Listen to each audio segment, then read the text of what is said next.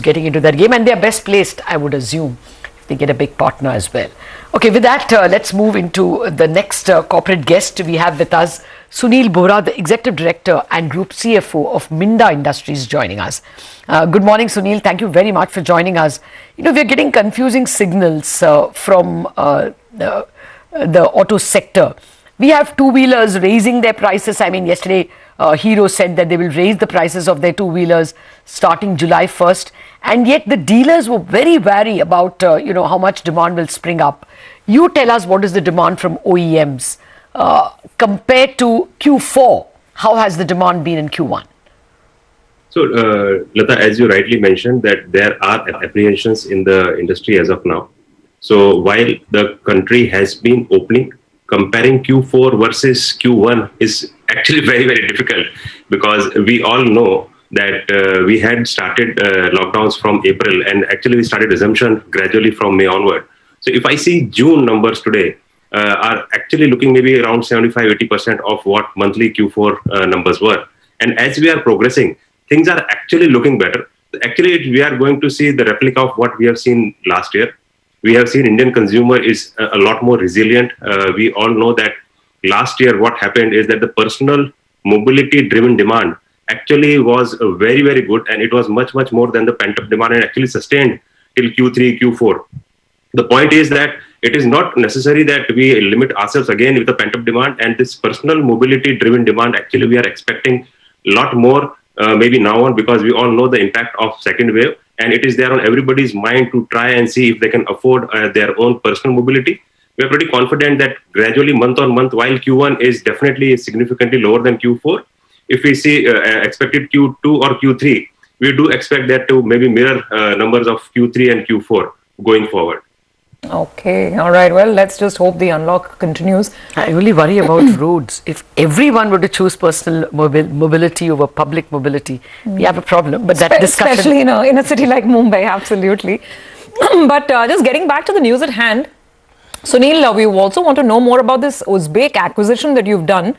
It's a lighting company. You're paying 58 crores, I believe, for it. And I have the numbers here in terms of the revenue. Full year revenue in CY20 was 195 crores.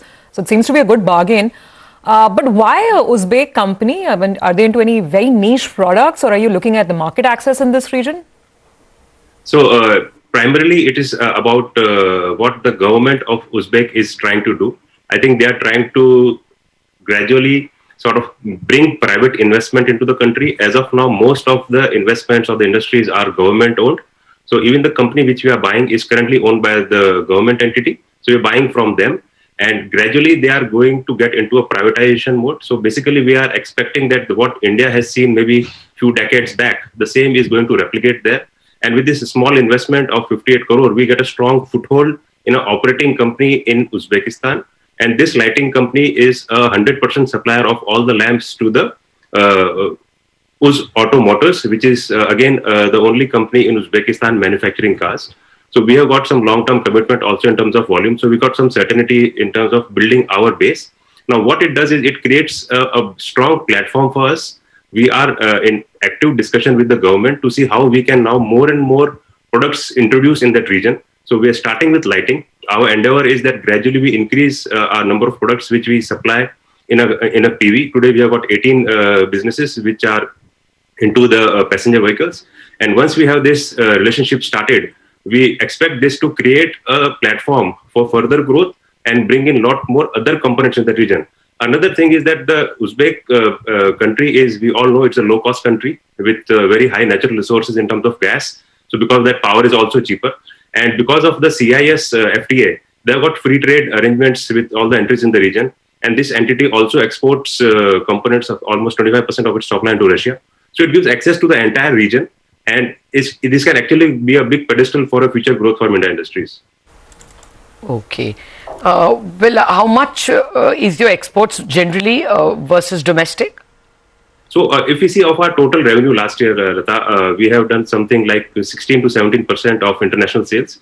And of that 16-17%, half roughly is manufactured locally, wherever we have manufacturing operations like Indonesia, Vietnam, Spain, Germany, or US, which is the Mexico. So half of that, 17% roughly, is locally produced, and half of that is exported from India. From if you see our total top line. Now, how much will Uzbek move the needle? So that will be almost 1/4 of what currently we are doing. What you're doing outside the country? Yes. So if you see, last year we have done a sales of roughly 6,400 crore, despite Q1 sort of almost washed out. Of that, if we see around 800, 900 crore roughly, or little beyond that, is our international sales. And if we see 200 crore, is roughly 20-25% of our last year's sales in the export market. Okay, so Neil, now I want to come to the EV side of it, which is a gold rush of sorts, because everybody is talking EV and only EV. You also cater to some of the companies. I believe you are in some product categories. So right now, what percentage of your total revenue is coming in from the EV business? And realistically, what's the scale up? And are you completely set up in terms of technology to make the shift? No, absolutely. So I think I would like to answer this in two parts. One is the EV dedicated components, and another is the components which we today manufacture. So if you see our product profile, barring a couple of businesses like the CNG or filters, almost all our businesses, be it switching, be it the lighting, be it the blow molding, be it the casting, be it the acoustics. So all of this, be it seating. So everybody, irrespective of the mode of energy which vehicle runs, they are used. So be it a fossil fuel run vehicle or a EV, you need all this equipment. So from that perspective, our existing portfolio is insulated from any EV sort of what we call the transition happen, or somebody who is directly in engine parts. We are not in engine parts. So from that perspective, we are pretty insulated. Now, what it does is it gives us a lot of opportunity to grow into EV segment.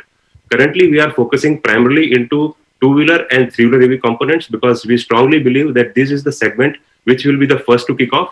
And if you see from the kit value perspective, we are having roughly like 7,000 rupees of kit value for a two-wheeler, which can go to 9,000 on existing product itself, like LED lighting or maybe low current switching, etc., etc.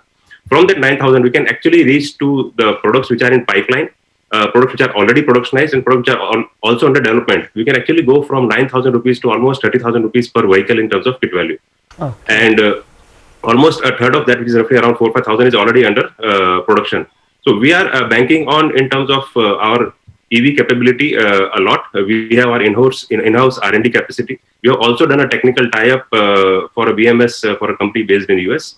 So we are gearing up a lot. Now, if you ask me percentage of revenue, it's very tricky, because we all know that today the EV volumes are not very significant. It's not going to be significant in a year or two. But yes, maybe from hands-on, two-wheeler and three-wheeler, as I said, we expect to grow significantly well.